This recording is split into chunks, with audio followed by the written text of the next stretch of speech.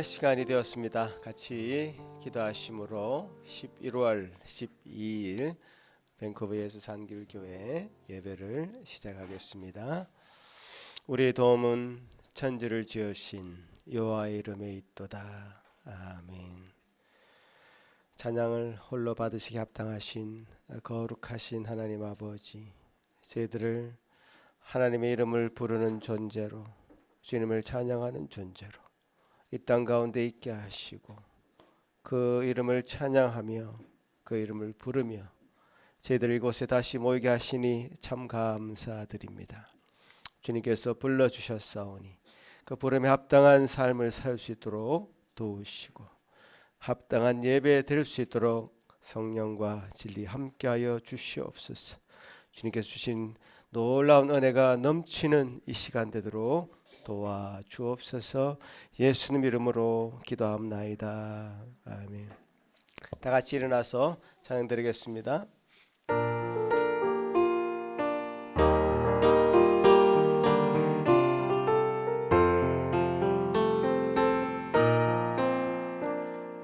듣는 사람마다 복음 전하여 복스러운 소식 두루퍼치세. 모든 사람에게 전할 소식은 어느 누구나 오라. 어느 누구나 주께 나오라. 어서 와서 주의 말씀 들으라. 하늘 아버지가 오라 하시니 어느 누구나 오라. 오는 사람들은 지체 말고서 문 열었을 때에 들어오시오. 생명길은 오직 구주 예수님 어느 누구나 오라. 어느 누구나 주께 나오라. 어서 와서 주의 말씀 들으라. 하늘 아버지가 오라 하시니 어느 누구나 오라. 언약하신 대로 이룰 것이니 누구든지 언약 받을 수 있게 받은 사람에게 생명이로다. 어느 누구나 오라. 어느 누구나 주께 나오라. 어서 와서 주의 말씀 들으라. 하늘 아버지가 오라 하시니 어느 누구나 언약하신 대로 이룰 것이니 누구든지 언약 받을 수 있게 받은 사람에게 생명이로다. 어느 누구나 오라. 어느 누구나 주께 나오라. 어서 와서 주의 말씀 들으라. 하늘 아버지가 오라 하시니 어느 누구나 오라.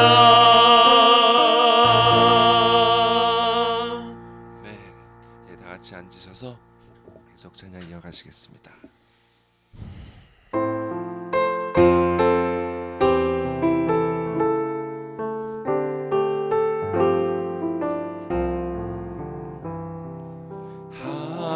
하나님의 말씀은 생명의 말씀이라. 광야 같은 세상에 길 잃고 방황할 때 절망 중에 빠진 이몸 하나님 보아사 생명샘에 솟아나와 새 힘이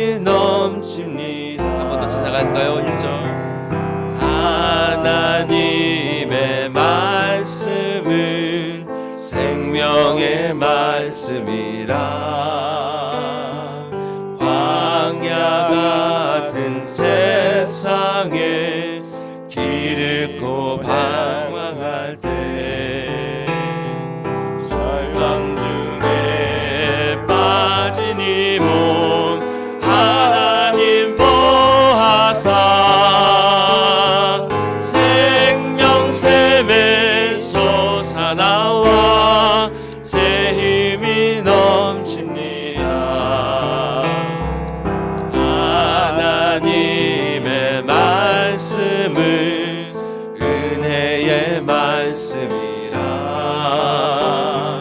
누구든지 믿고서 참으로 회개하며 하나님이 사해 주사 구원함 베푸시고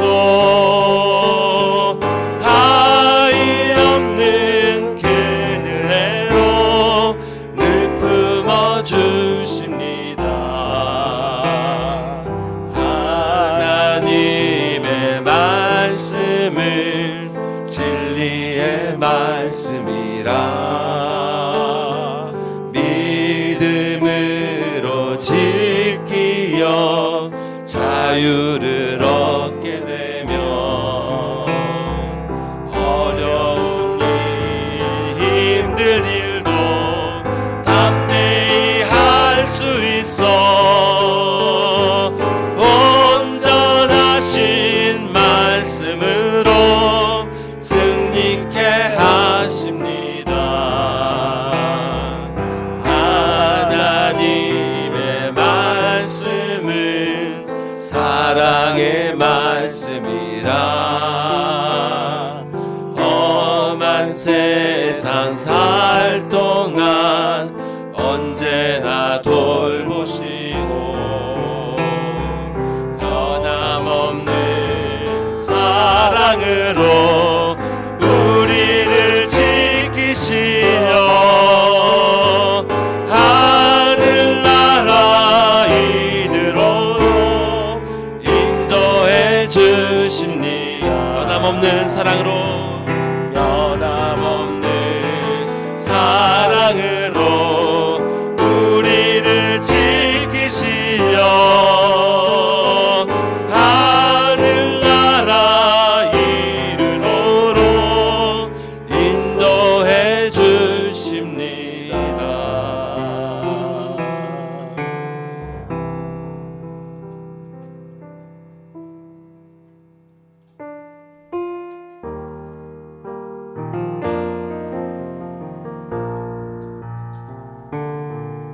주님 말씀하시면 내가 나가리다. 주님 뜻이 아니면 내가 멈춰서리다. 나의 가고 서는 것 주님 뜻에 있으니 오 주님 나를 이끄소서. 주님 말씀하시면 말씀하시면 내가 나가리라. 주님 뜻이 아니면 내가 멈춰서리다. 나의 가고 서는 것 주님 뜻에 있으니 오 주님 나를 이끄소서. 뜻하신 그곳에 나 있기 원합니다.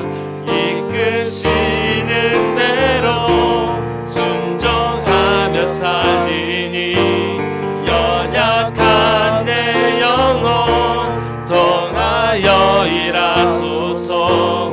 주님 나라와 그 뜻을 위하여 뜻하신 곳에 뜻하신 그곳에 나 있기 원합니다. 이끄시는 대로 순종하며 살리니 연약한 내 영혼 하소서. 주님 나라와 그 뜻을 위하여. 오 주님 나를 이끄소서.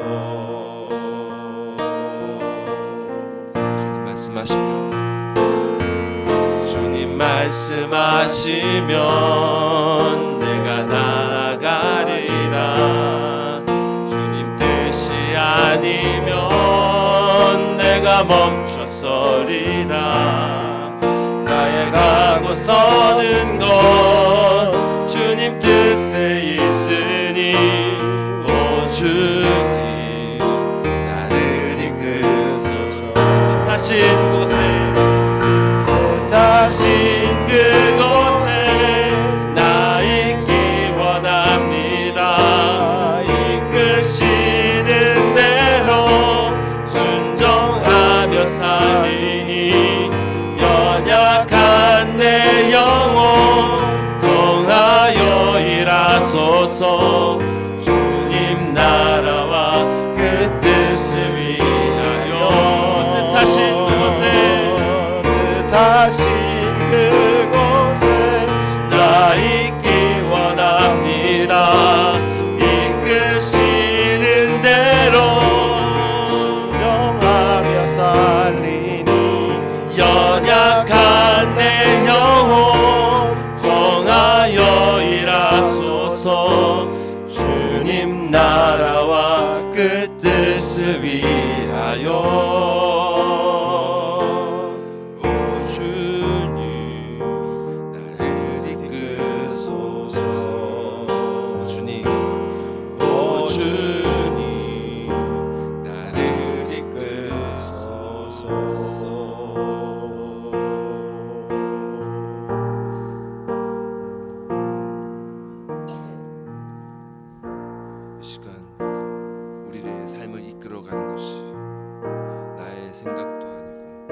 세상의 유혹도 아니고 오직 주님 말씀만 되게 하여 달라고 기도하기 원합니다. 주님 오늘 예배를 통해서 우리 마음 가운데 자리 잡고 있던 온전치 못한 것들을 다시금 제하여 주시고 오직 주님의 무오한 말씀만이 우리의 영혼을 가득 채우게 하여 주시옵소서. 다 같이 기도하시겠습니다.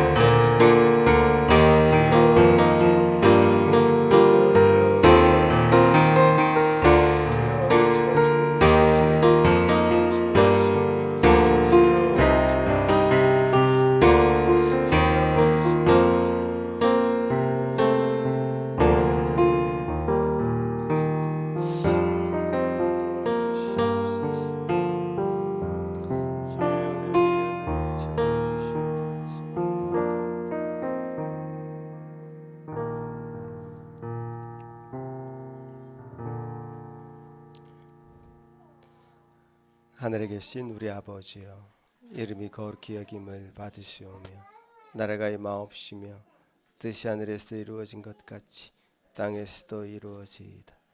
오늘 우리에게 일용할 양식을 주시옵고 우리가 우리에게 죄 지은 자를 사하여 준 것 같이 우리 죄를 사하여 주시옵고 우리를 시험에 들게 하지 마시옵고 다만 악에서 구하시옵소서. 나라와 권세와 영광이 아버지께 영원히 있사옵나이다. 아멘. 마태복음 5장, 저와 여러분 한 절씩 교도하시겠습니다. 심령이 가난한 자는 복이 있나니 애통하는 자는 복이 있나니 온유한 자는 복이 있나니 의에 줄이고 목마른 자는 복이 있나니 긍휼히 여기는 자는 복이 있나니 마음이 청결한 자는 복이 있나니 화평하게 하는 자는 복이 있나니 의를 위하여 박해를 받은 자는 복이 있나니 나로 말미암아 너희를 욕하고 박해하고 거짓으로 너희를 거슬려 모든 악한 말을 할 때에는 너희에게 복이 있나니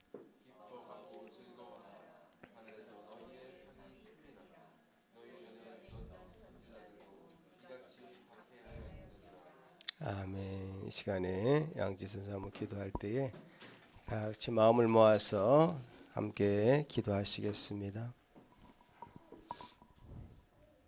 만물의 주관자 되시고 우리의 삶의 주인 되신 주님, 오늘도 우리의 죄를 사하여 주시고 자녀 삼여 주신 주님의 은혜를 기념하며 예배드릴 수 있도록 이 자리에 우리를 오게 하여 주셔서 감사드립니다. 아멘.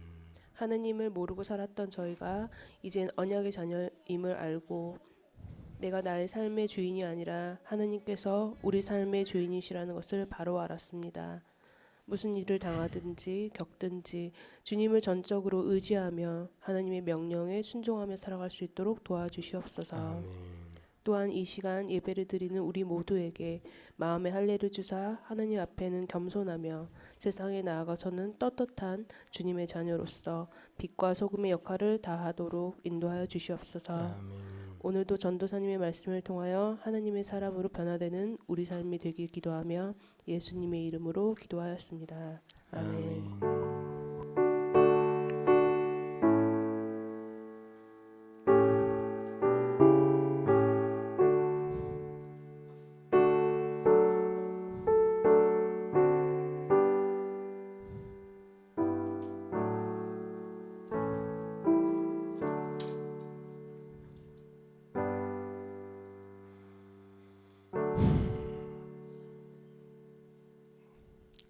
오늘 우리에게 주신 하나님 말씀은 느헤미야 8장 1절에서 12절 말씀입니다. 제가 봉독해 올리겠습니다.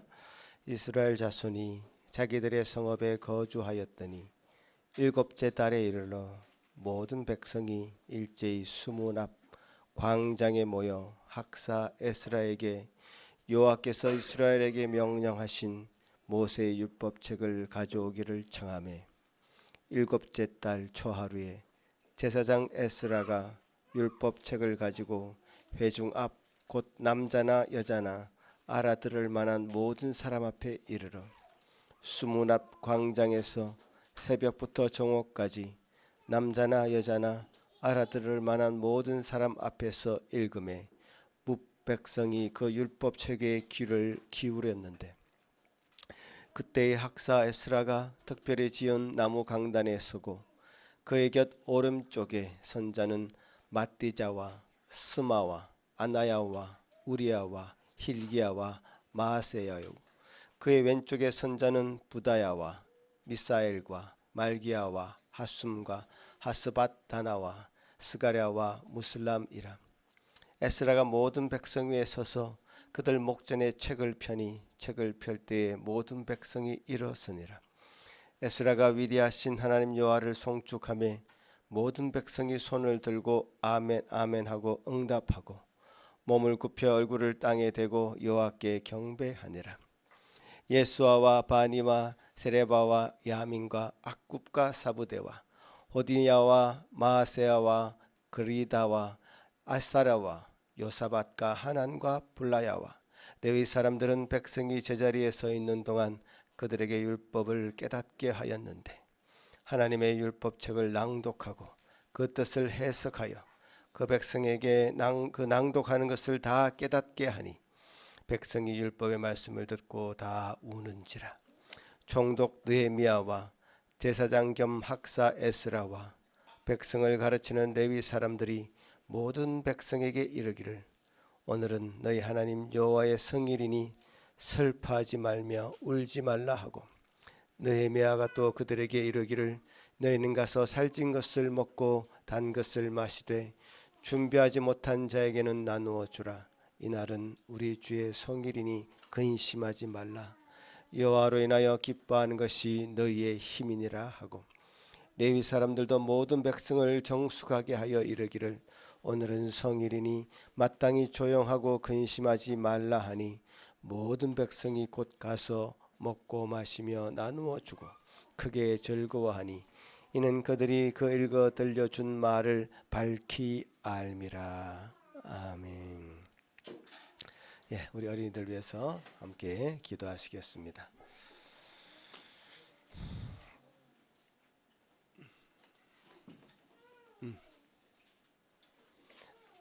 우리 주한이 잘했어요. 금요일 날. 자, 주아, 이래도 나왔어요. 잘했어. 우리 이래. 예, 같이 기도하고 갑시다. 기도하기 전에 우리 암송할 거 있습니까? 예, 뒤로 돌아서서 암송하며 하겠습니다. 시작.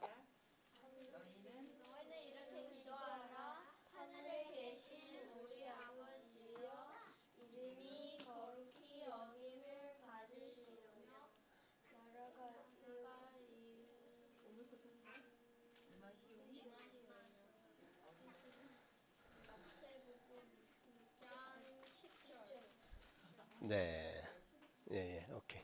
9절 10절 말씀. 예, 같이 한번 기도합니다. 하나님 감사합니다. 이들이 하나님의 말씀을 읽고 또 주님 가르쳐 주신 그 기도를 지금 암송하고 있습니다. 하늘의 뜻이 이 땅 가운데 이루어질 것을 기도하며 간절히 사모하는 그 성도의 그 마음을 우리 아이들이 갖게 도와주시고 주님 그 하나님의 마음을 품어 살아가는 우리 아이들 되게 하여 주시옵소서. 주여 감사합니다. 오늘도 귀한 시간 허락하셨사오니 복된 시간 기쁜 시간 감사한 시간 되도록 주여 축복하여 주시며 이들의 삶 가운데 펼쳐지는 것들이 하나님께서 펼쳐주시는 놀랍고 복된 삶 형통한 삶 될 수 있도록 은혜 베풀어 주옵소서. 예수님 이름으로 기도합나이다. 아멘. 감사합니다. 오늘 전사님 신자를 자유케 하는 하나님의 명료한 말씀이란 제목으로 오늘 말씀 전해주시겠습니다.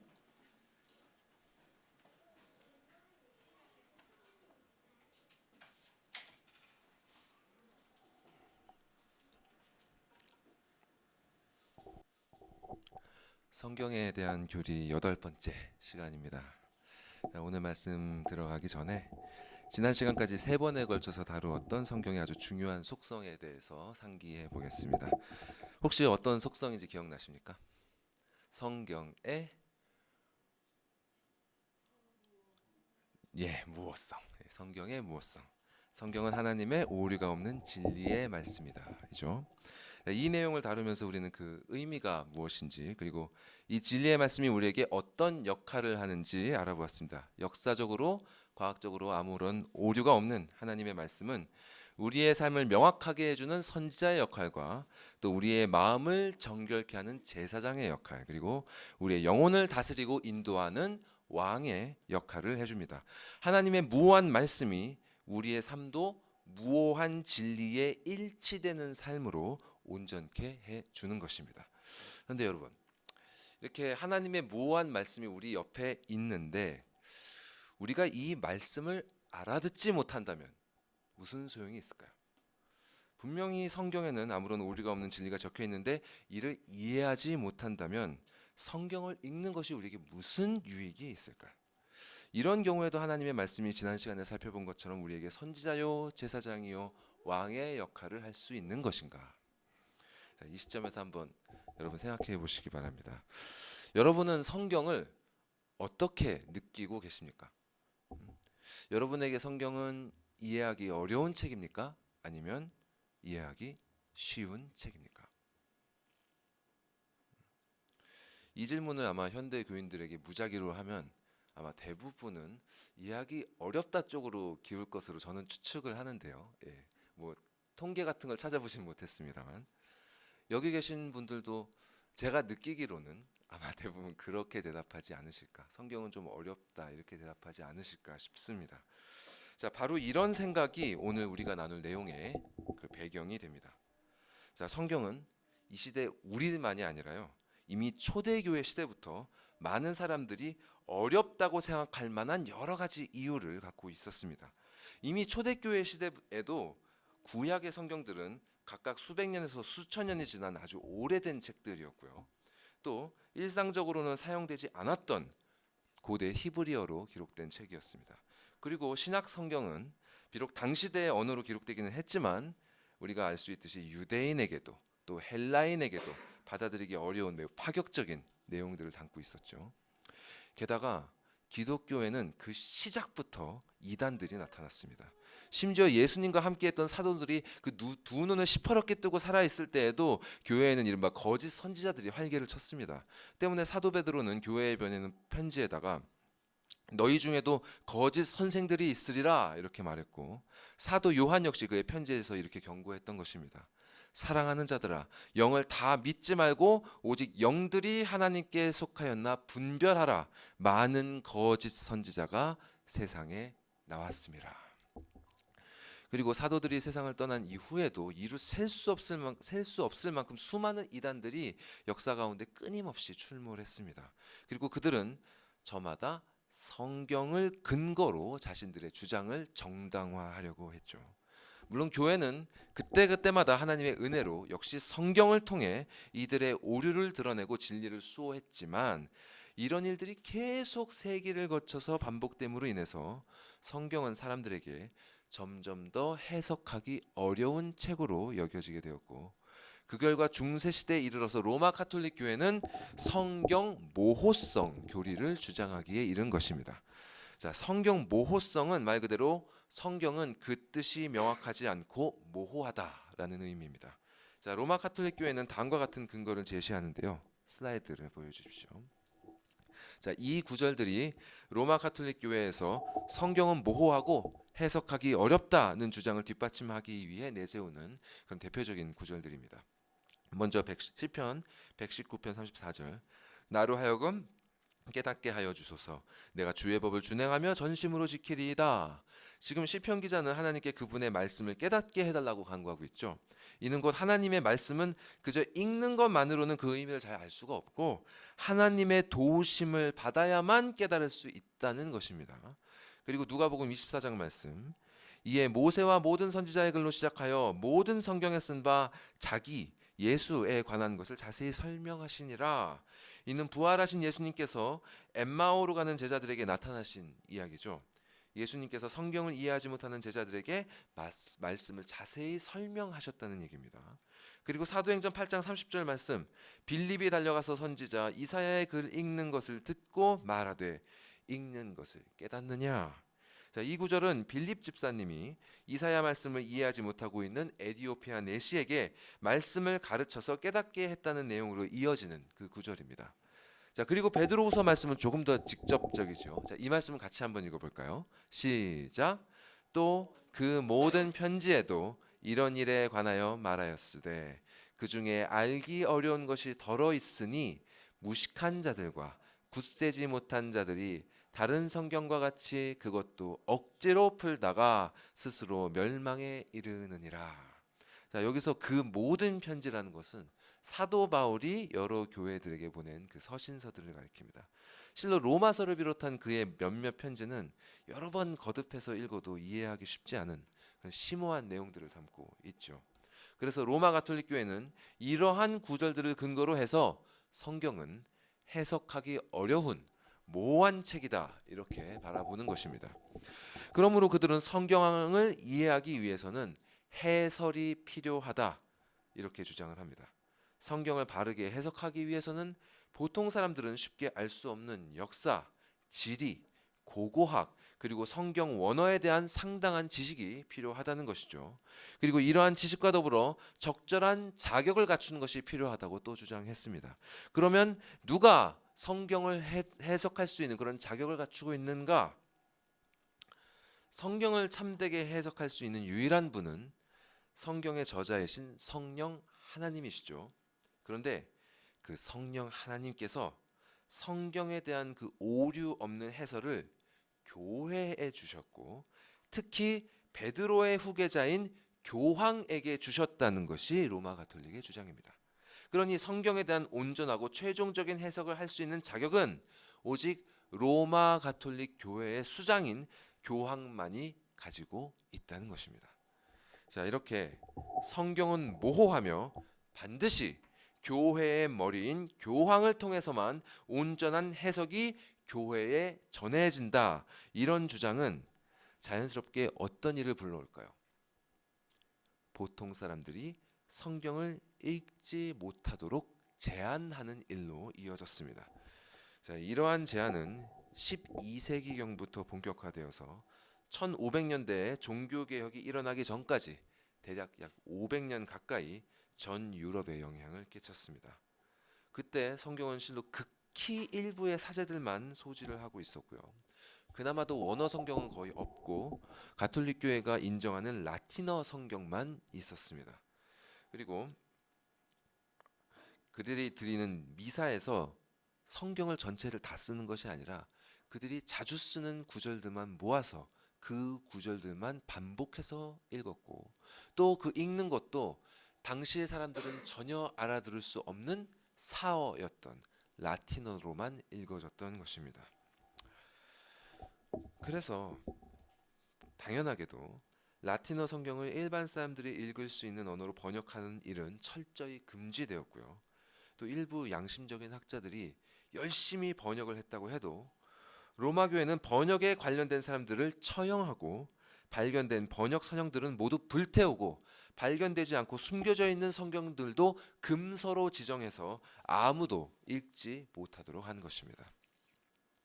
로마 가톨릭이 이렇게 사람들의 성경 읽기를 철저하게 제한한 것은 일반 성도들이 마음대로 성경을 읽게 하는 것 자체가 교회를 분열시키고 더 나아가 이단을 생성하게 만드는 주요한 원인이라고 지목했기 때문입니다. 자, 이러한 주장이요, 사실 전혀 말이 안 되는 이야기는 아니긴 합니다. 실로 모든 이단들은 성경을 제 멋대로 해석하는 자들에 의해서 생겨났으니까요. 그리고 로마 가톨릭이 종교개혁으로 탄생한 우리 개신교회들을 주로 비판하는 지점이 여기에 있습니다. 자, 너희들은 성경을 아무나 마음대로 읽고 해석하도록 해놓았으니 교회가 하나 되지 못하고 그렇게 많은 수많은 분파들로 갈라진 것 아니냐는 것입니다. 그러나 로마 가톨릭 교회가 성경의 해석을 교황에게 둠으로써 진실로 교회의 일치를 지켰는가? 이는 전혀 사실이 아닙니다. 이 부분을 깊이 다루는 것은 오늘 주제에서 벗어날 수 있기 때문에 더 나아가지 않겠습니다만, 로마 가톨릭 교회가 겉으로는 하나로 유지되는 것처럼 보여도요, 그 안에는 개신교회만큼이나 여러 가지 견해를 가진 무리들이 혼동되고 있습니다. 그런 현실이 그저 수면 아래에 덮여 있기 때문에 분열이 없는 것처럼 보일 뿐입니다. 자, 이보다 더 중요한 것은요, 그들이 이렇게 성경을 아무나 읽고 해석하지 못하도록 한 것이 과연 오직 교회의 분열과 이단의 발생을 막으려는 것뿐이었는가 하는 것입니다. 역사는 전혀 그렇지 않음을 적나라하게 보여주죠. 그들이 말씀의 빛이 비추는 것을 막은 것은 사람들의 눈을 어둡게 해서 자신들의 더러운 치부를 보지 못하게 하려는 것이었습니다. 자, 잘 알려진 것처럼 중세 로마 교회의 도덕적 부패는 실로 심각했습니다. 여러 가지 예가 있지만 한 가지만 들면, 로마 교회의 수도사들은 재물을 탐하며 살지 않겠다는 그 빈곤 서약이라고 하는데요. 그런 빈곤 서약을 하고 거지처럼 남루한 행세를 하면서 다녔습니다. 그런데 그들은 전혀 불편할 것이 없었습니다. 왜냐하면 그렇게 돈 없이 여기저기 다니다가 그냥 아무 집에나 들어가서 필요한 것들을 얼마든지 요구할 수 있었기 때문입니다. 자, 무슨 근거로 그런 짓을 할 수 있었는가? 그들은 마치 성경이 그러한 행위를 지지하는 것처럼 우매한 사람들을 속여서 그런 일을 행할 수 있었던 것입니다. 게다가 로마 교회에는 이런 도덕적 부패 외에도 성인 숭배, 마리아 숭배, 연옥설, 면벌부, 화채설, 세례 중생설 등등 성경의 지지를 받을 수 없는 수많은 이단적 사상들이 난무했습니다. 그리고 이러한 사상들 대부분은 지금도 그들의 교리로 유지되고 있습니다. 이들이 성경을 모호하다고 주장하고 성경을 아무나 해석하지 못하도록 제한하고 교회의 전통을 성경만큼 권위 있는 것으로 올려놓는 이유는 이러한 교리들의 이단성을 숨기고 이로 인해 그들이 갖게 되는 기득권을 놓치지 않기 위함입니다. 사람들이 말씀을 바로 알게 되어서 자신들의 실체가 드러나고 권위가 실추되는 것을 막는 것, 이것이 바로 로마 교회가 성경 모호성을 주장했던 가장 큰 이유였습니다. 자, 그런데 사실 이러한 태도는 단지 로마 가톨릭 교회에만 국한되어 있는 것이 아닙니다. 정도의 차이는 있지만 역사 가운데 하나님 앞에 바로 서지 못한 모든 교회들에서 이러한 행태들이 나타났습니다. 한국 교회에도 목회자들 사이에서 이런 말이 나돌았죠. 성도들이 너무 많이 알게 되면 목회가 피곤해진다. 그런 생각이 목회자들 가운데 은연중에 퍼져 있었다는 것은 더 이상 비밀이 아닙니다. 저는 청년 시절부터 지인들을 통해 종종 이런 얘기를 들을 수 있었습니다. 저는 이런 분위기가 한국 교회에서 교리 교육이 실종된 주된 원인이라고 생각합니다. 매주 강단에서 성경을 본문으로 설교가 이루어지지만 그 안에서 전달되어야 하는 진리들은 목회자의 판단에 따라 취사 선택됩니다. 성도들이 반드시 알아야 할 진리임에도 목회자가 전달하고 싶지 않으면 제외됩니다. 또한 성도들이 듣고 싶어하지 않을 것이라고 판단되면 제외됩니다.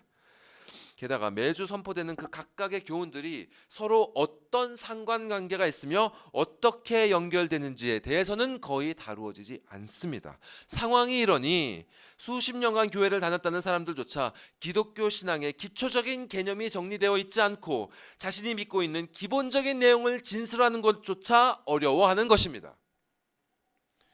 이렇게 교회가 성도들에게 말씀의 교리를 체계적으로 가르쳐주지 않음으로 말미암아 성도들이 성경을 바르게 스스로 해석할 수 있는 힘을 길러주지 못했습니다.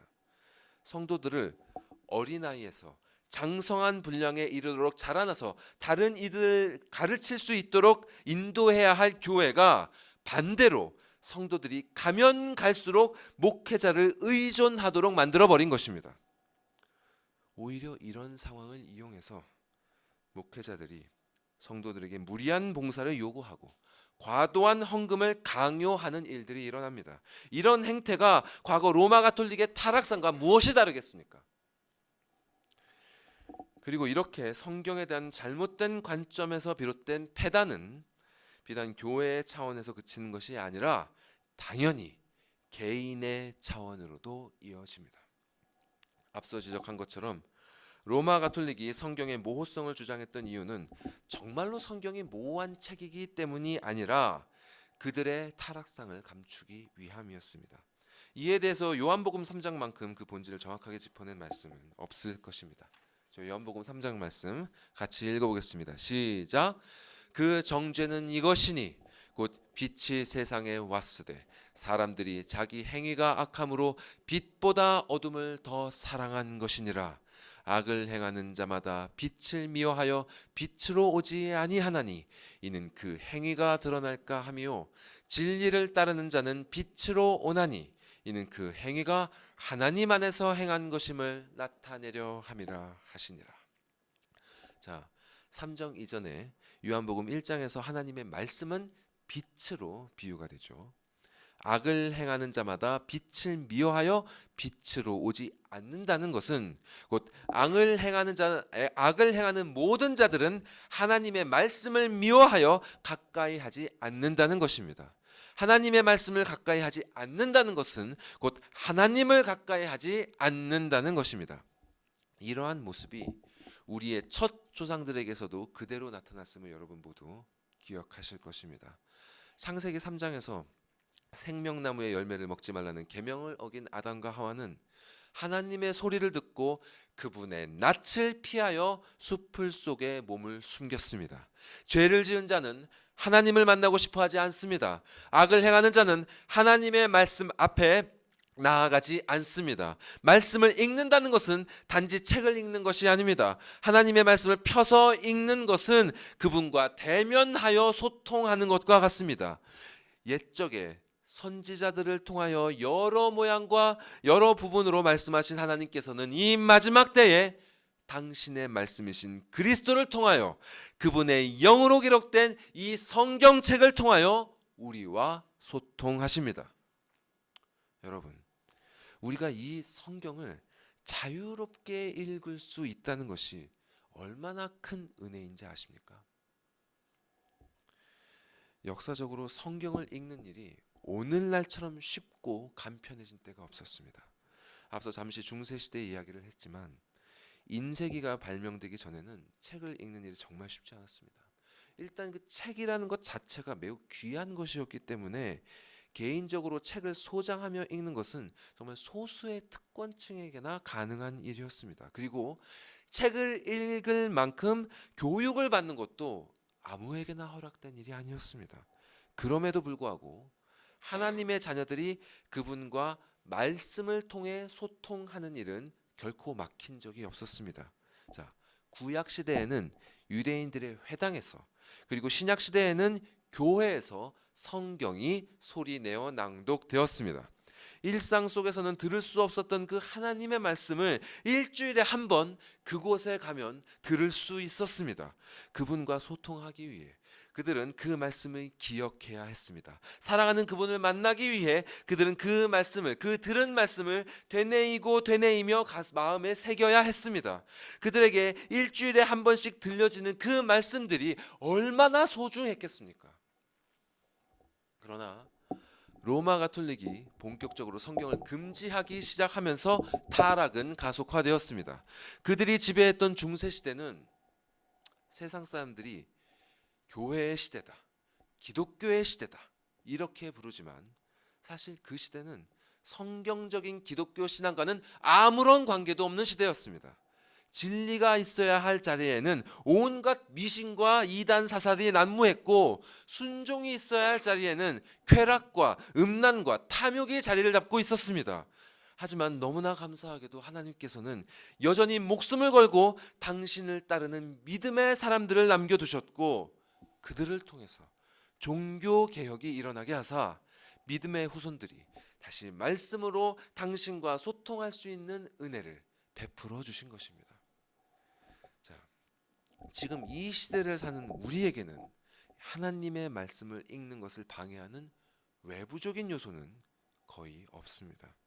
우리는 우리의 언어로 된 성경을 갖고 있습니다. 말씀이 어렵다고는 하지만 쉬운 말로 번역된 버전도 여러 가지가 나와 있습니다. 물론 좋지 않은 번역도 있습니다. 어쨌든 그것들 대부분이 온라인에 무료로 공개가 되어 있어서 여러분 스마트폰만 있으면 언제 어디서나 읽을 수 있습니다. 또한 좋은 목소리로 말씀을 읽어주는 어플이나 오디오도 있어서 눈으로 글을 읽을 수 없는 상황에서도 항상 말씀과 함께 할 수 있습니다. 정말 인류 역사를 통틀어 이렇게 하나님의 말씀과 함께하기에 좋은 시대는 없었습니다. 그런데 그런 만큼 우리는 성경과 가까이 하고 있습니까? 그 옛날 글을 읽을 수 없었던 수많은 사람들이 교회에 가서야 들을 수 있었던 그 말씀, 글을 읽을 줄 알아도 성경 읽기를 금지했던 자들의 눈을 피하며 몰래 숨어서 봐야 했던 그 말씀, 그러한 현실이 안타까워서 목숨을 걸고 번역하고 또 인쇄해서 많은 이들에게 읽혀지도록 애썼던 그 말씀이 우리 손에 있습니다. 여러분 손에 있습니다. 이 말씀을 위해 얼마나 많은 피가 흘려졌는지 아십니까? 이 말씀을 통해 하나님과 소통하라고, 우리 아버지와 만나라고 얼마나 많은 사람들이 인생을 바쳤습니까? 그런데 왜 우리는 그렇게 우리 손에 쥐어진 아버지의 말씀을 읽지 않는 것입니까? 설령 읽는다 하더라도 왜 우리는 이 말씀을 통해 그분을 만나지 못하는 것입니까? 더 이상 우리는 하나님과 교통하지 못하는 이유를 우리 외부에서 찾을 수 없습니다. 우리 바깥에서 말씀을 방해하는 모든 장벽이 사라졌어도 우리 내부에 말씀을 향한 장벽이 여전히 세워져 있다면 우리는 하나님을 만날 수 없습니다. 우리 안에 죄가 있으면, 우리 안에 어둠을 사랑하는 옛사람이 여전히 있으면 우리는 그분을 만날 수 없습니다.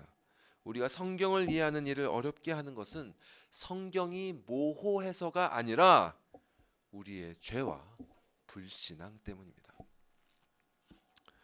그러면 성경은 정말 모호한 책인가? 우리는 로마 가톨릭의 주장처럼 전통이나 교황의 도움이 없이는 말씀을 통해 아버지의 뜻을 정녕 알 수 없는 것인가? 절대로 그렇지 않습니다, 여러분. 절대로 그렇지 않아요.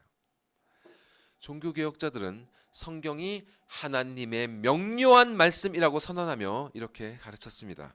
먼저 성경은 분명 인간의 지혜로는 다 헤아릴 수 없는 신비하고 깊은 지혜를 가르칩니다. 로마서 11장에서 하나님의 구원하시는 섭리를 설명하던 바울은 그 진리의 깊이에 압도되어서 이렇게 고백했습니다. 자, 함께 로마서 말씀 읽겠습니다. 시작. 깊도다 하나님의 지혜와 지식의 풍성함이요 그의 판단은 헤아리지 못할 것이며 그의 길은 찾지 못할 것이로다. 누가 주의 마음을 알았느냐? 누가 그의 모사가 되었느냐? 누가 주께 먼저 드려서 갚으심을 받겠느냐? 이는 만물이 주에게서 나오고 주로 말미암고 주에게로 돌아감이라. 그에게 영광이 세세에 있을지어다. 아멘. 아멘. 실로 그분의 깊은 뜻을 우리는 다 헤아릴 수 없습니다. 성경이 우리에게 그분의 뜻을 명확히 알려주지만 우리는 그 깊이를 다 알 수 없는 것입니다. 그리고 성경을 잘 해석하기 위해서 우리는 역사에 대한 지식, 또 문화에 대한 지식, 원어에 대한 지식들이 필요한 것도 사실입니다. 성경은 분명히 학문적인 주해가 필요한 책입니다. 현대를 사는 우리와 언어적으로, 문화적으로, 시공간적으로 멀리 떨어져 있는 사람들의 기록이기 때문에 우리에게는 그 간극을 좁혀줄 수 있는 지식이 필요한 것입니다. 게다가 앞서 인용한 그 베드로후서 3장 말씀, 바울의 편지 중에는 알기 어려운 것이 덜어 있다는 그 말씀처럼 성경은 모든 사람에게 차별 없이 동일하게 명확한 책은 아닙니다. 글을 이해하는 능력에 따라 또 글에 대한 배경 지식의 유무에 따라 성경의 명확성은 달라집니다. 어떤 이에게는 너무나 명확한 부분이 다른 이에게는 그렇지 않을 수 있는 것입니다. 종교개혁자들은 이러한 사실들을 절대 부정하지 않았습니다. 그럼에도 불구하고 종교개혁자들은 성경을 명확한 책이라고 주장했습니다. 자, 종교개혁의 후예인 웨스트민스터 신학자들은 신앙고백서에서 그 내용을 이렇게 정리했습니다. 신앙고백서 1장 7항 말씀 한번 같이 읽겠습니다. 시작. 성경은 그 자체로 모든 구절이 똑같이 명백하지도 않고 모든 사람에게 똑같이 명백하게 이해되지도 않는다. 그렇지만 우리가 구원을 얻기 위해 알아야 하고 믿어야 하고 지켜야 할 필요가 있는 것들은 성경 속에 매우 명백하게 제시되어 있고 나타나 있어서 학식 있는 사람뿐만 아니라 무식한 사람도 평범한 수단을 적절히 사용함으로써 이 내용들에 대한 충분한 이해에 이를 수 있는 것이다. 신앙 고백서가 진술하는 것처럼 하나님의 말씀을 이해하는 일은 특별한 지적 능력을 요구하지 않습니다. 우리는 성경에서 하나님의 효과적인 부르심이 그 시대의 엘리트들보다는 천하고 교육받지 못한 사람들에게 더 많이 일어났음을 발견합니다. 많이 안다고 해서, 지식이 많다고 해서 하나님의 말씀을 더 잘 이해할 수 있는 것이 아닌 것입니다. 사도 바울은 고린도 교회에 편지를 하면서 그들에게 이렇게 말하죠. 육체를 따라 지혜로운 자가 많지 아니하며 능한 자가 많지 아니하며 문벌 좋은 자가 너희에게 많지 아니하다. 이렇게 지혜롭지 못하고 능력도 부족하고 문벌도 좋지 못하다 할지라도 하나님께서 택하신 자녀들은 그분의 명료한 말씀을 통해 이 세상은 알 수 없는 그 지혜, 바로 십자가에 못 박히신 예수 그리스도를 통한 하나님의 구원하시는 복음의 진리를 깨달을 수 있었던 것입니다. 자, 여러분, 오늘 본문인 느헤미야 8장이 바로 이러한 성경 명료성의 교리의 은혜가 생생하게 경험되었던 그 대표적인 신뢰입니다. 자, 오늘 본문 느헤미야 8장의 배경은 이렇습니다. 바벨론이 멸망하고 페르시아가 지배하던 시절에 이스라엘 백성들은 오랜 포로 생활에서 돌아와 고향 땅에 정착하고 성전을 건축했습니다. 그러나 그들의 성전과 그들의 거주지를 보호해 주어야 할 성벽은 여전히 무너져 있는 상태였습니다. 그때 페르시아의 아닥사스다 왕을 섬기던 느헤미야는 왕의 허락을 받고 예루살렘에 내려와 먼저 와 있던 이스라엘 백성들과 힘을 합하여 성벽 재건에 착수했고 주위 이민족들의 온갖 방해에도 불구하고 마침내 성벽을 완공하게 되었습니다. 여기까지가 바로 느헤미야 7장까지의 이야기입니다. 이렇게 성벽을 완공하고 유대력으로 7째 달에 이르렀을 때 이스라엘 자손들은 광장에 모여서 에스라에게 모세의 율법책을 가져와 읽어줄 것을 청합니다.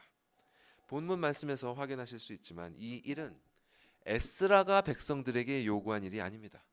백성들이 자발적으로 에스라에게 먼저 청한 것입니다. 이는 곧 그들에게 이미 하나님의 말씀을 통해 그분의 뜻을 알고자 하는, 그분을 만나고자 하는 그 갈망이 있었음을 말해줍니다. 자, 그들은 어떻게 이렇게 말씀을 향한 갈망이 생겼던 것인가?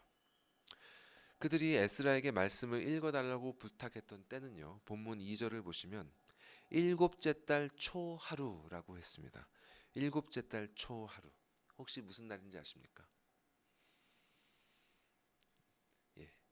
성경 퀴즈를 이럴 때 이제 해야겠다는 생각이 좀 드는데요. 이날은 율법에서 나팔절로 정한 날입니다. 나팔절.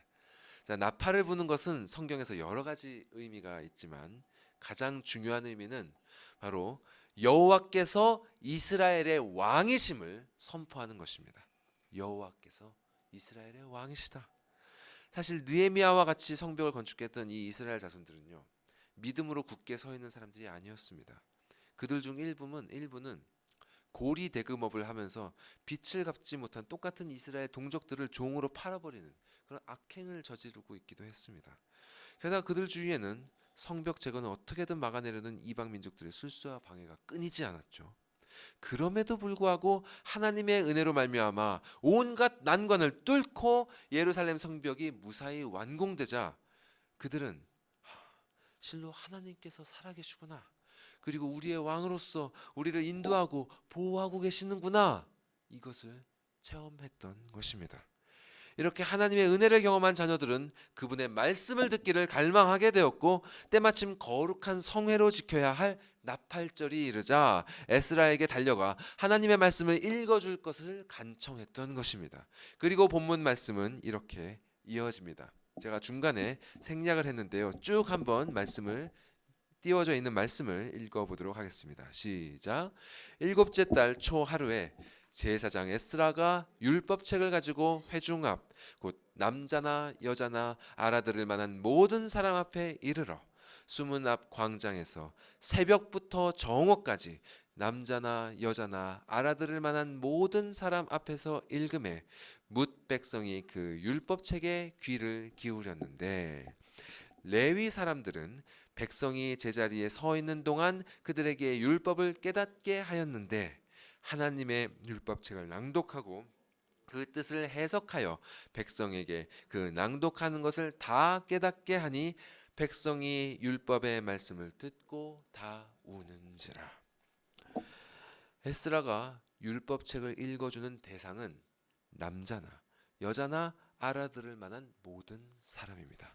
성경은 어떤 특정한 능력이나 자격을 갖춘 자만 이해할 수 있는 책이 아니라 기본적인 의사소통이 가능한 모든 사람을 위한 말씀입니다. 여기에는 성별에 따른 조건도 없고 나이나 신분에 따른 조건도 없습니다. 알아들을 수 있다는 것 외에 그 어떤 특별한 지적 능력을 요구하지 않습니다. 아버지의 말씀을 알아들을 수 있는 사람은 어느 누구나 이해할 수 있는 명확하고 명료한 말씀인 것입니다. 그리고 7절에 제가 다 인용하진 않았지만 1년의 사람들이 백성들에게 에스라가 낭독한 말씀을 해석하여 그 뜻을 다 깨닫게 했다고 했습니다. 이는 말씀을 해석하고 가르치는 사역이 어떤 특정한 권위자에게 오롯이 지워진 일이 아님을 분명하게 해줍니다. 하나님의 말씀을 해석하는 일은 성령께서 교황이나 목사에게만 주신 특권이 아닙니다. 성령께서는 당신의 모든 자녀들과 함께 하시며 말씀을 먼저 깨달은 자들로 하여금 다른 자녀들을 가르치도록 하사 그들 스스로 말씀을 이해할 수 있도록 하십니다. 모든 자녀들은 교황이나 목사를 통해서가 아니라 말씀을 통해, 오직 말씀을 통해 아버지를 직접 만날 수 있는 것입니다. 또한 본문에서 그 뜻을 해석하여 다 깨닫게 했다는 말씀은 그저 성경의 뜻을 쉽게 풀이해 주었다는 의미 이전에 그 말씀을 번역해 주었다는 뜻도 갖고 있습니다. 왜냐하면 당신은 이스라엘 자손들이 오랜 포로기를 보내면서 그들의 모국어가 점점 잊혀지고 있었던 시대였기 때문입니다. 실제로 히브리어가 당시에는 이미 잘 쓰이고 있지 않았습니다. 포로 생활에서 돌아온 사람들의 상당수는 끌려갔던 그곳에서 태어난 사람들로 마치 이민 2세들이 부모 나라의 언어가 익숙하지 않듯이 그들은 성경에 기록된 히브리어가 익숙하지 않은 세대였습니다. 그래서 에스라와 함께 사역했던 제사장들과 레위인들은 히브리어로 낭독되고 있는 그 말씀을 그들에게 익숙했던 아람어로 통역하는 일도 했던 것입니다. 이렇게 말씀이 통역되고 해설되는 과정을 거쳤음에도 불구하고 성령께서는 당신의 말씀이 그들에게 명료하게 전달되도록 하셔서 그 말씀을 들은 모든 백성들이 다 회개의 눈물을 흘리지 않을 수 없게 하셨습니다. 이렇게 하나님의 말씀을 깨닫고 은혜를 얻는 것은 그 어떤 조건을 필요로 하지 않습니다. 그저 성령께서 그 말씀이 명확하게 전달되도록 역사하시기만 하면 하나님의 감동이 임하는 것입니다. 여러분, 부흥은 바로 이렇게 일어납니다. 하나님께서 당신의 은혜로 백성들의 마음에 당신의 말씀을 향한 갈망을 부어주시고 그 갈급한 심령들에게 당신의 말씀을 들려주시고 그 말씀을 깨닫게 하사 죄와 사망에서 돌이켜 구원과 생명에 이르는 회개를 일으켜 주시는 것입니다. 이것이 바로 에스라와 느헤미야가 그곳에 있었던 이유이고 믿음의 선조들이 말씀을 지키기 위해 피를 흘렸던 이유이며 지금 이 시간 제가 여기에 서 있는 이유입니다. 우리는 이 은혜를 경험해야 합니다. 이 은혜가 없으면 우리가 여기서 보내고 있는 지금 이 시간은 아무런 의미도 없는 것입니다. 여러분은 진정 이 은혜를 원하십니까? 에스라 앞에서 이스라엘 자손들이 경험했던 그 은혜를 여러분도 경험하길 원하십니까? 그 은혜를 경험하는 길은 오늘날 우리에게도 활짝 열려 있습니다. 이 말씀을 통해서 오직 이 성경 말씀을 통해서 우리는 그 은혜로 나아갈 수 있습니다. 이 성경 말씀과 우리 사이를 막을 수 있는 것은 아무것도 없습니다. 그 무엇도 이 말씀과 우리 사이를 막을 수 없습니다. 그럼에도 불구하고 우리가 이 은혜를 경험하지 못한다면 그것은 오롯이 우리의 책임입니다. 어느 누구도 하나님 앞에서 이를 핑계하지 못할 것입니다. 제가 한국에서 알던 어떤 목사님은요, 설교 중에 이런 말씀을 종종 하셨습니다. 성령 충만한 것이 아니면 악령 충만한 것이다. 이 말에는 분명 신학적으로 오해의 소지도 있습니다만 우리가 알아야 할 진리도 표현되어 있습니다. 우리가 빛으로 나아가지 않는다면 우리의 영혼은 그만큼 어둠 가운데 있는 것입니다. 우리 마음에 말씀을 사랑하는 마음이 없다면 그만큼 우리는 육신의 정욕을 사랑하는 것입니다.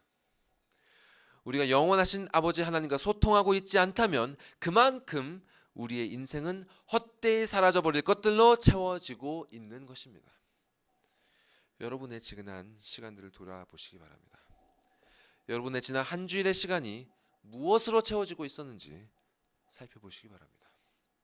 그 시간들이 하나님의 명료한 말씀으로 그분과의 은혜로운 소통 가운데 있었는지, 아니면 어둠 속에서 은밀한 죄를 붙들고 이전에 걸었던 헛된 쳇바퀴를 다시 반복하고 있었는지, 하나님께서 여러분에게 이 말씀을 듣게 하신 것은 여러분도 예루살렘 광장에서 이스라엘 자손들이 경험했던 그 은혜 가운데 부르신다는 뜻입니다. 이 은혜는 사도행전 2장에 베드로의 설교를 들은 자들에게도 임했던 그 은혜이고, 종교개혁과 그들의 후예들을 통해 세계 각지에서 일어났던 그 부흥을 경험했던 자들에게도 임했던 그 은혜입니다. 오직 하나님의 명료한 말씀만이, 그 말씀만이 우리에게 이 은혜가 임하도록 할 것입니다. 이처럼 하나님의 말씀은 명료하지만 그럼에도 불구하고 우리에게는 각자 해석하기 어려운 부분들이 사실 존재하죠.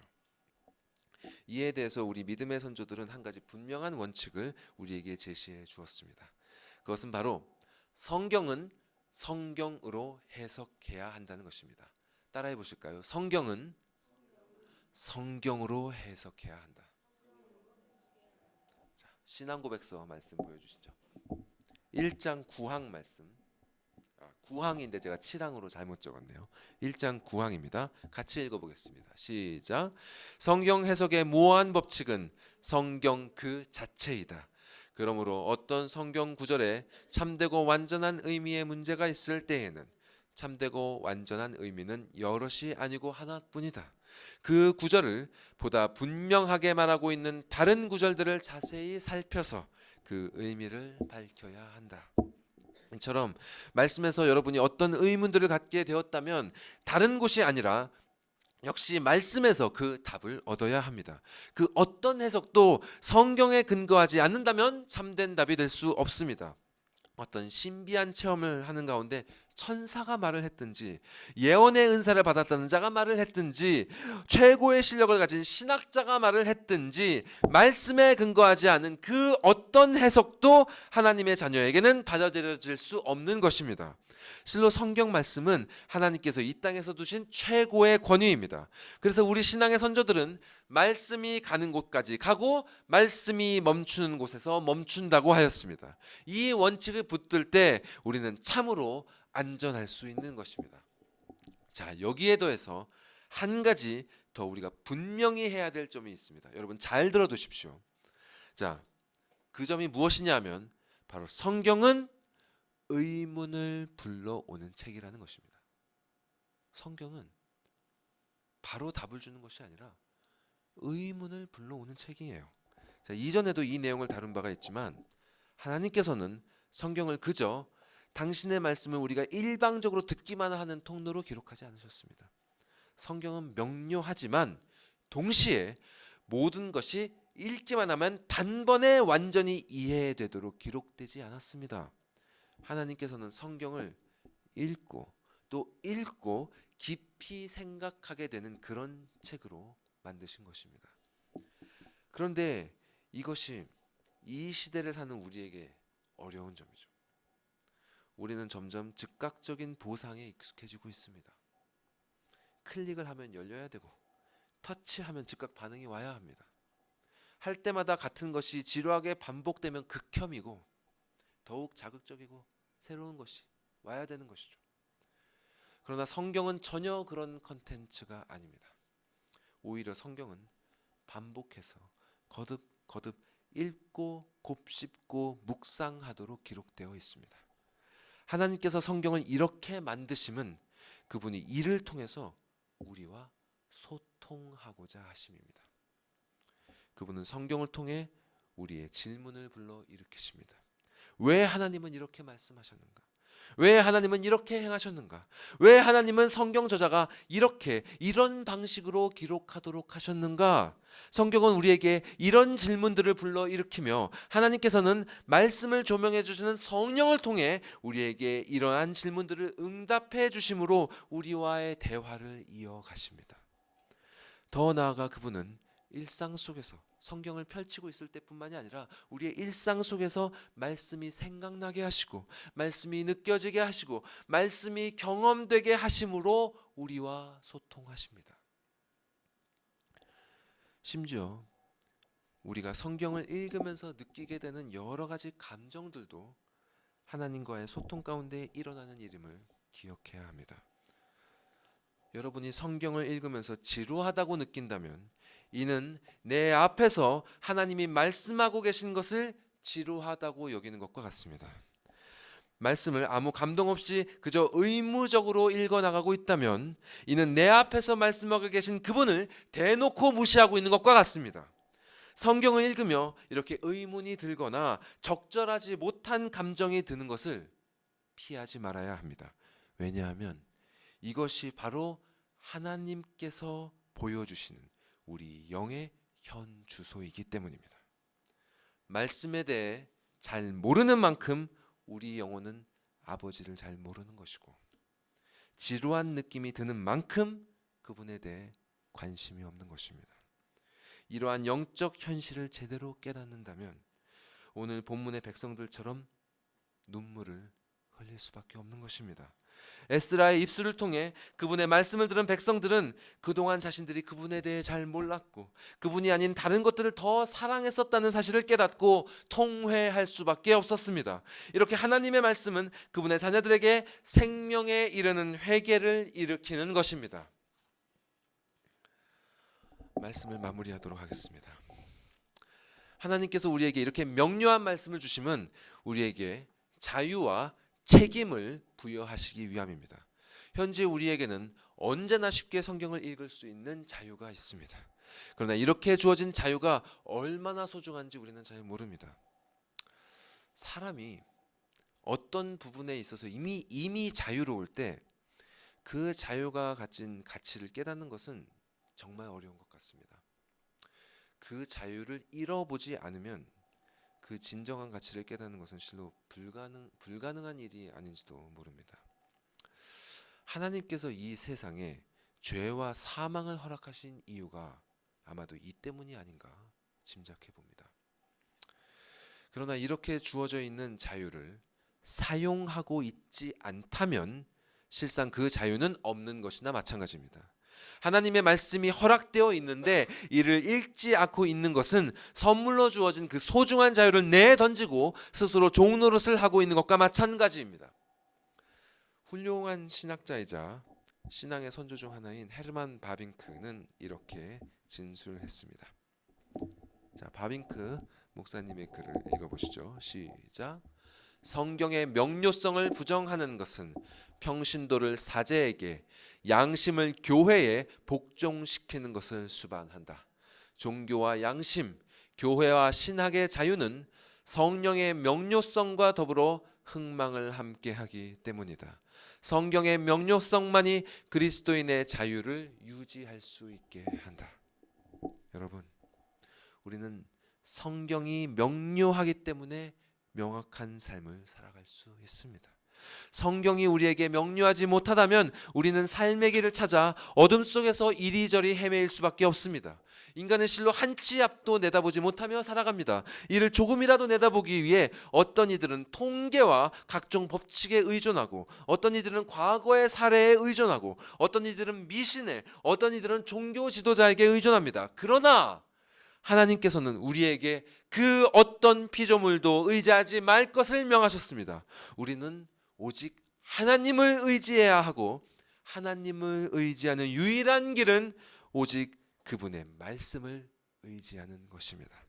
그분께서 우리에게 남겨주신 이 성경 말씀만이 우리의 삶을 명료하게 비추어 줍니다. 그렇기 때문에 우리는 이 말씀 안에서 자유를 누릴 수 있습니다. 예수 그리스도의 말씀처럼 진리가 우리를 자유케 하는 것입니다. 그리고 하나님께서 우리를 이렇게 자유케 하신 이유는 한 가지 중요한 의무를 우리 모두에게 부과하시기 위함입니다. 그 의무는 이 자유를 너희들만 누리지 말고 그분이 택하신 다른 자녀들과 너희의 후손들에게도 전해야 한다는 것입니다.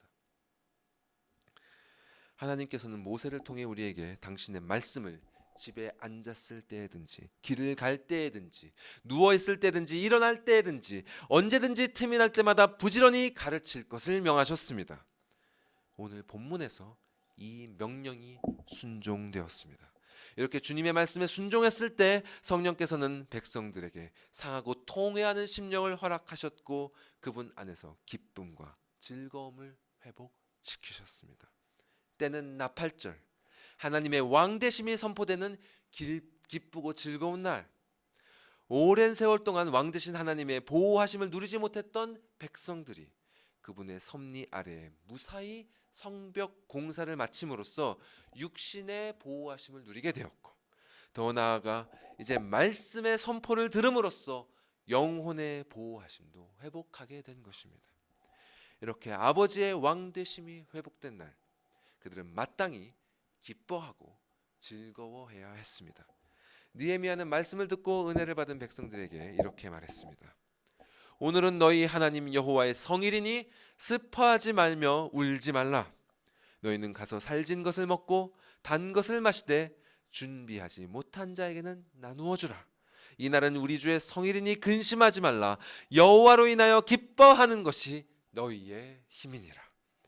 여호와로 인하여 기뻐하는 것이 우리의 힘입니다. 믿으십니까? 여러분, 우리는 어떻게 여호와로 인하여 기뻐할 수 있습니까? 오늘 본문 마지막 구절은 이렇게 기록합니다. 모든 백성이 곧 가서 먹고 마시며 나누어주고 크게 즐거워하니 이는 그들이 그 읽어 들려준 말을 밝히 알미라. 그들이 그 읽어 들려준 말을 밝히 알미라. 하나님의 말씀을 밝히 아는 것이 이 모든 은혜의 비밀입니다. 하나님의 말씀을 밝히 안다는 것은 왕 되신 아버지의 보호하심 아래에 있다는 것이요, 그 보호 안에서 그분의 자녀들은 자유롭게 그분을 기뻐하고 즐거워하면서 미처 준비하지 못한 자에게도 넉넉히 나누어 줄 수 있는 그런 순종의 삶을 자유롭게 자발적으로 살 수 있게 되는 것입니다. 이것이 바로 우리가 살아야 할 삶이며 우리의 자녀들도 살아가야 할 삶인 줄을 믿습니다. 부디 이를 위하여 항상 말씀과 함께 하시고 그 말씀을 통해 언제나 아버지와 함께 하시는 여러분 모두가 되시기를 축원합니다. 기도하시겠습니다. 아버지 하나님, 당신의 말씀을 기록되게 하시고 당신의 섭리로 우리의 신앙의 선조들의 피를 통하여 그 말씀이 보존되게 하시고 우리 옆에 가까이 오게 하시고 우리가 항상 우리의 눈을 떠서 그 말씀을 읽을 수 있도록 허락하여 주심에 감사드립니다. 이제 말씀을 맡고 있는 모든 외부의 장벽이 사라졌습니다. 이제 우리 안에 아직 장애물이 남아 있습니다. 성령 하나님, 간구하옵나니 이 장벽을 주님 없애 주시옵소서. 당신의 말씀으로 이 장벽을 제거하여 주시옵소서. 그리하여서 우리가 당신의 명백한 말씀을 통하여 아버지와 만날 수 있게 인도하여 주시옵소서. 아버지를 만나는 것만이 우리의 소망이 되옵나니 주님, 우리를 당신의 말씀으로 인도하여 주사 오늘 본문의 백성들이 누렸던 그 기쁘고 즐거운 그 은혜로 인도하여 주시옵소서. 이 모든 말씀 우리 구주 예수 그리스도의 이름으로 기도드리옵나이다. 아멘.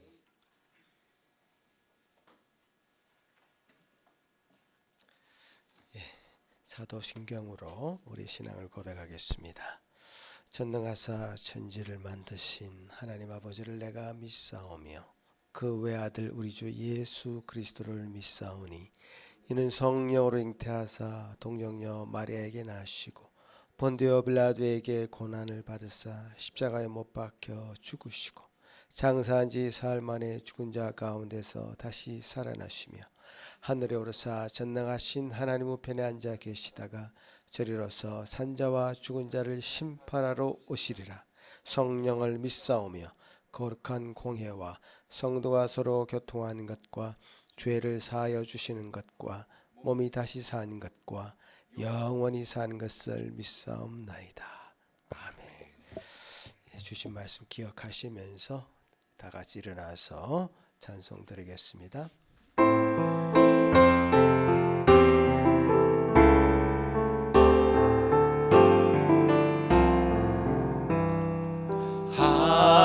하나님의 말씀은 생명의 말씀이라.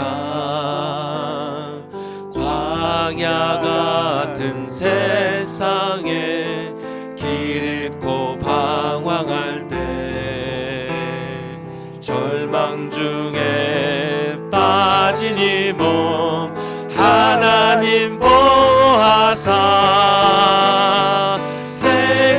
샘이 솟아나와 새 힘이 넘칩니다. 하나님의 말씀은 은혜의 말씀이라.